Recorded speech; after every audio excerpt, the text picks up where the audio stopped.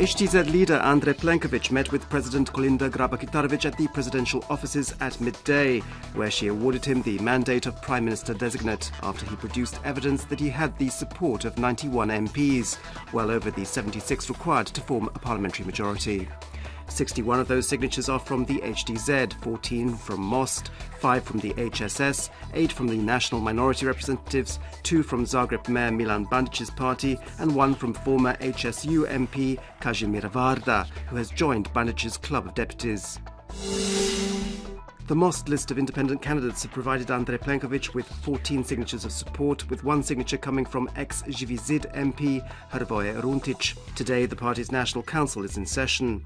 Last night, MOST's leader Božo Petrov announced that in a few months' time, MOST would have 15 MPs, which would allow their club of deputies to enter laws into urgent parliamentary procedure.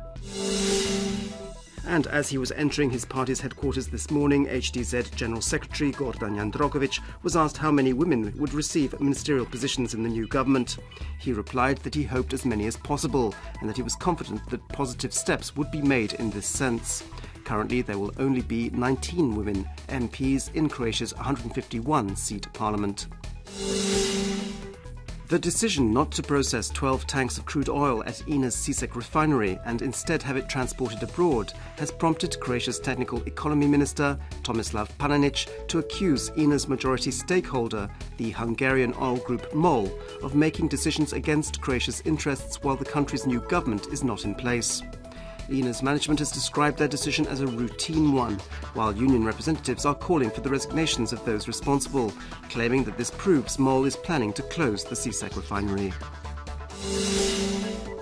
Sport, and in football, Croatia won a World Cup qualifier against Finland on Sunday night. The score was 1-0, and the only goal was scored by Mario Mandzukic, who also scored a hat-trick in Croatia's 6-0 victory over Kosovo in last week's World Cup qualifier.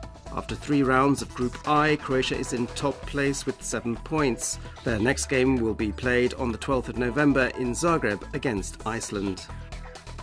And in basketball, Zagreb Cibona have recorded another victory in the regional ABA League. In the 4th round, they beat the Macedonian side MZT in Skopje last night for a score of 89-85. Cibona are in 3rd place in the league with 3 victories and 1 defeat.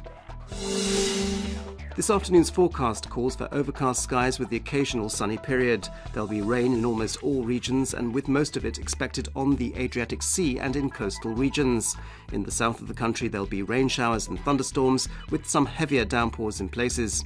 There could be some sleet or snowfall on the peaks of Lika and Gorski Kotar's mountains. There'll be a southeasterly yugo and southwesterly wind on the southern coast, stronger in places, which will weaken towards the end of the day. Elsewhere, there will mainly be a northeasterly Bura wind, which could reach gale force strength in the Velebit Channel.